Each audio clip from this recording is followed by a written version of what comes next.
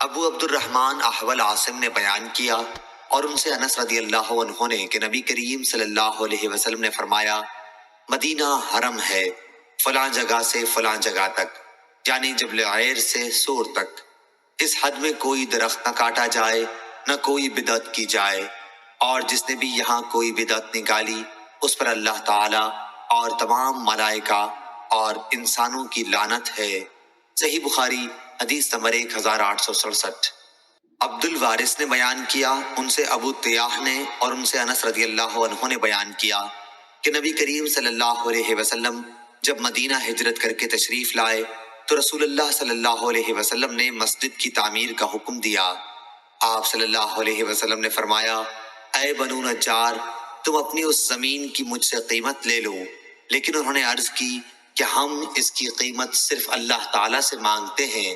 پھر حضرت صلی اللہ علیہ وسلم نے مشرکین کی قبروں کے متعلق فرمایا اور وہ اکھاڑ دی گئیں، ویرانے کے متعلق حکم دیا اور وہ برابر کر دیا گیا، کھجور کے درختوں کے متعلق حکم دیا اور وہ کاٹ دیے گئے، اور وہ درخت قبلے کی طرف بچھا دیے گئے۔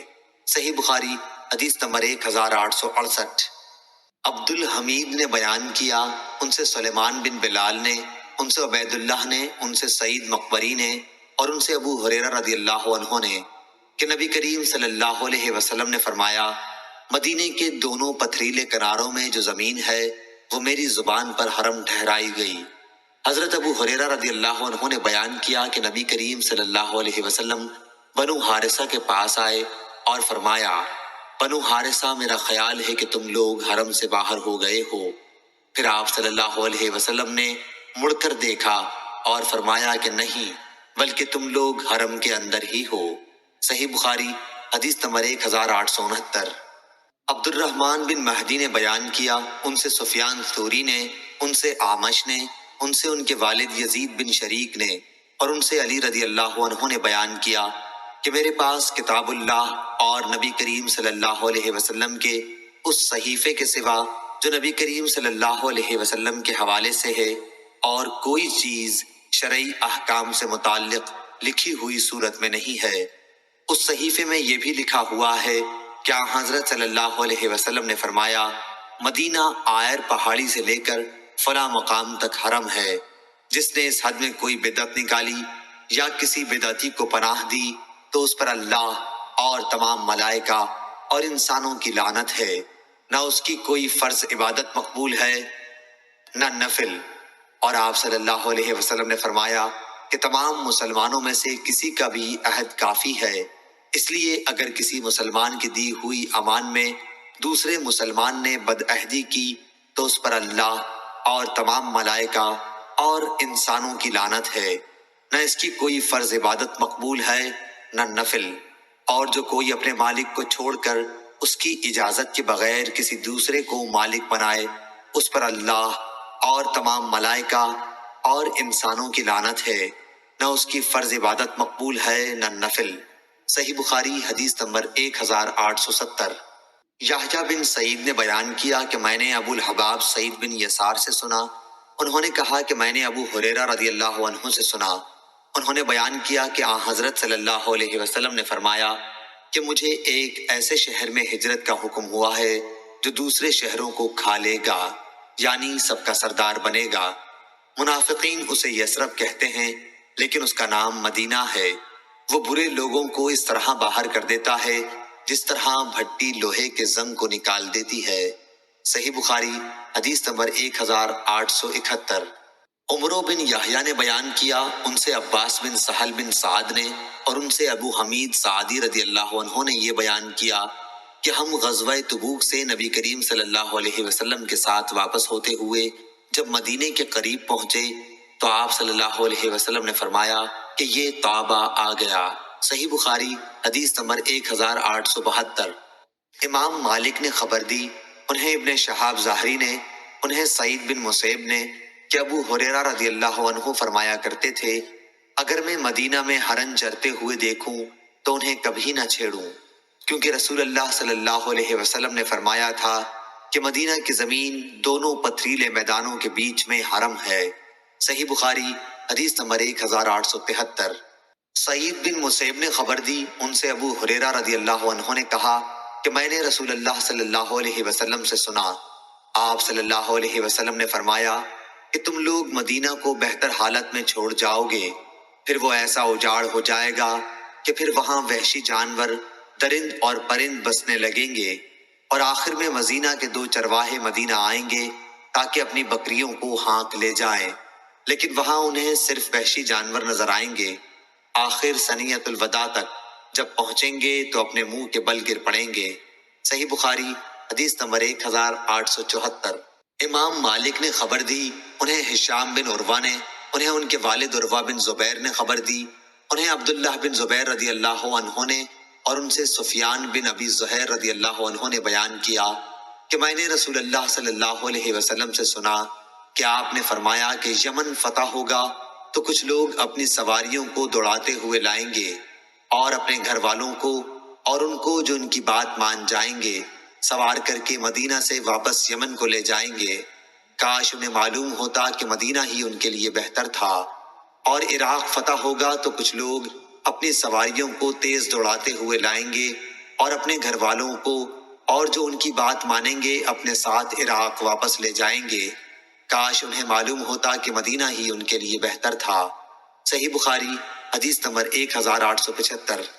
عبید اللہ عمری نے بیان کیا، انہوں نے کہا کہ ہم سے خبیب بن عبد الرحمن نے، ان سے حفص بن عاصم نے، اور ان سے حضرت ابو ہریرہ رضی اللہ عنہ نے بیان کیا کہ رسول اللہ صلی اللہ علیہ وسلم نے فرمایا، قیامت کے قریب ایمان مدینے میں اس طرح سے مٹائے گا جیسے سانپ سمٹ کر اپنے بل میں آ جایا کرتا ہے۔ صحیح بخاری حدیث نمبر 1876۔ فضل بن موسیٰ نے خبر دی، انہیں جعید بن عبد الرحمن نے، اور ان سے عائشہ رضی اللہ عنہا نے فرمایا کہ میں نے سعد بن ابی وقاص رضی اللہ عنہ سے سنا تھا، انہوں نے بیان کیا کہ میں نے نبی کریم صلی اللہ علیہ وسلم سے سنا تھا کہ حضرت صلی اللہ علیہ وسلم نے فرمایا تھا کہ اہل مدینہ کے ساتھ جو شخص بھی فریب کرے گا وہ اس طرح گھل جائے گا جیسے نمک پانی میں گھل جایا کرتا ہے۔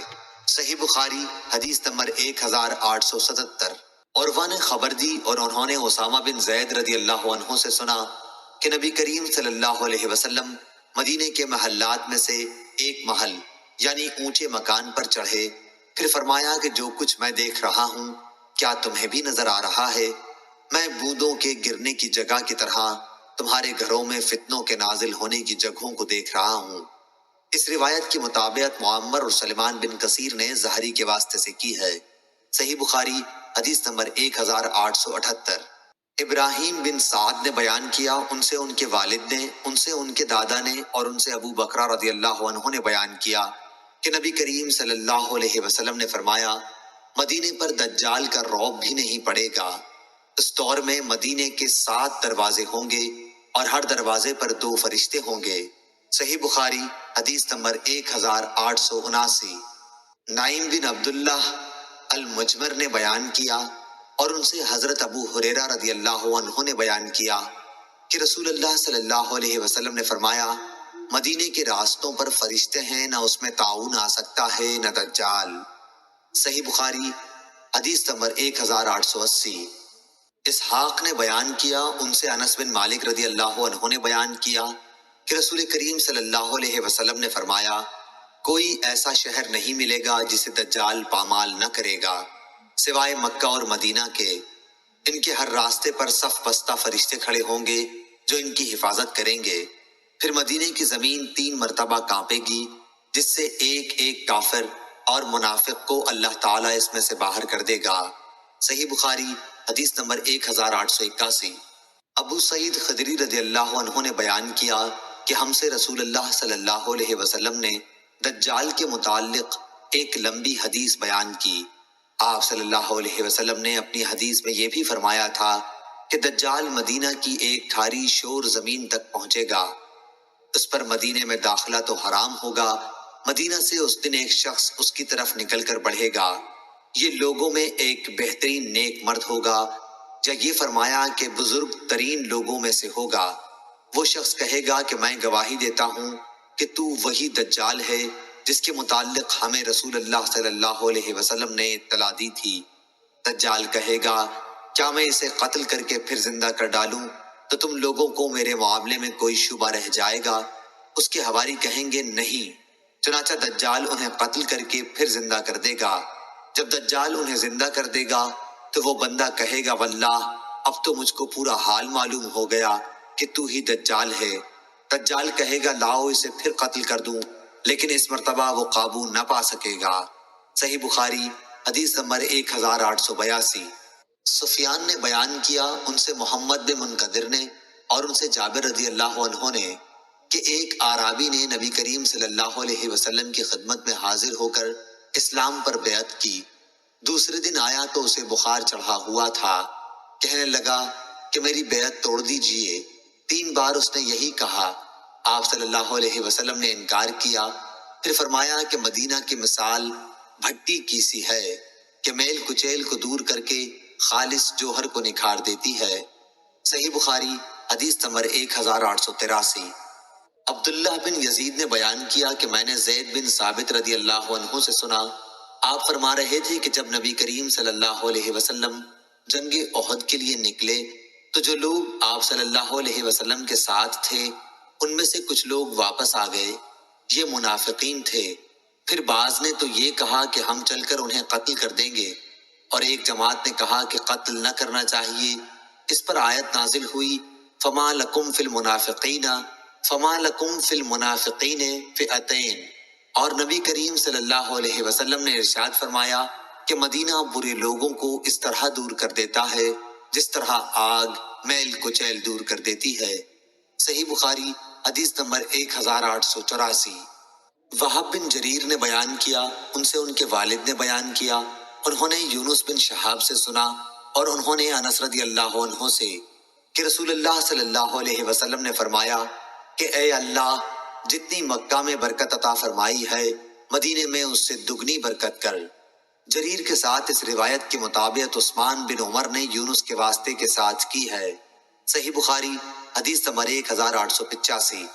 اسماعیل بن جعفر نے بیان کیا ان سے حمید نے اور ان سے انس رضی اللہ عنہ نے کہ نبی کریم صلی اللہ علیہ وسلم جب کبھی سفر سے واپس آتے اور مدینہ کی دیواروں کو دیکھتے تو اپنی سواری تیز فرما دیتے، اور اگر کسی جانور کی پشت پر ہوتے تو مدینہ کی محبت میں اسے ایڑ لگاتے۔ صحیح بخاری حدیث نمبر 1886۔ انس رضی اللہ عنہ نے بیان کیا کہ بنو سلمہ نے چاہا کہ اپنے دور والے مکانات چھوڑ کر مسجد نبوی سے قریب اقامت اختیار کر لیں، لیکن رسول اللہ صلی اللہ علیہ وسلم نے یہ پسند نہیں کیا کہ مدینہ کے کسی حصے سے بھی رہائش ترک کی جائے۔ آپ صلی اللہ علیہ وسلم نے فرمایا اے بنو سلمہ تم اپنے قدموں کا ثواب نہیں چاہتے؟ چنانچہ بنو سلمہ نے اپنی اصلی اقامت گاہ میں ہی رہائش باقی رکھی۔ صحیح بخاری حدیث نمبر 1887۔ خبیب بن عبد الرحمن نے بیان کیا ان سے حفص بن عاصم نے اور ان سے ابو ہریرہ رضی اللہ عنہ نے کہ نبی کریم صلی اللہ علیہ وسلم نے فرمایا میرے گھر میرے ممبر کے درمیان جنت کے باغوں میں سے ایک باغ ہے، اور میرا ممبر قیامت کے دن میرے حوض کوثر پر ہوگا۔ صحیح بخاری حدیث نمبر 1888۔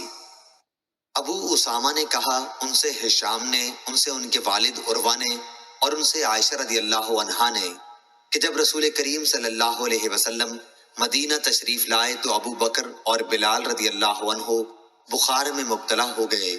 ابو بکر رضی اللہ عنہ جب بخار میں مبتلا ہوئے تو یہ شعر پڑھتے ہر آدمی اپنے گھر والوں میں سب کرتا، حالانکہ اس کی موت اس کی جوتی کے تسمے سے بھی زیادہ قریب ہے۔ اور بلال رضی اللہ عنہ کا جب بخار اترتا تو آپ بلند آواز سے یہ اشعار پڑھتے کاش میں ایک رات مکے کی وادی میں گزار سکتا اور میرے چاروں طرف ازخر اور جلیل گھاس ہوتی، کاش ایک دن میں مہنا کے پانی پر پہنچتا اور کاش میں شامہ اور طفیل پہاڑوں کو دیکھ سکتا۔ کہا کہ اے میرے اللہ شیبہ بن ربیعہ، عتبہ بن ربیعہ اور امیہ بن خلف مردودوں پر لعنت کر، انہوں نے ہمیں اپنے وطن سے اس وبا کی زمین میں نکالا ہے۔ رسول اللہ صلی اللہ علیہ وسلم نے یہ سن کر فرمایا اے اللہ ہمارے دلوں میں مدینہ کی محبت اسی طرح پیدا کر دے جس طرح مکہ کی محبت ہے، بلکہ اس سے بھی زیادہ۔ اے اللہ ہمارے سا اور ہمارے مد میں برکت عطا فرما، اور مدینہ کی آب و ہوا ہمارے لیے صحت خیز کر دے، یہاں کے بخار کو جحفہ میں بھیج دے۔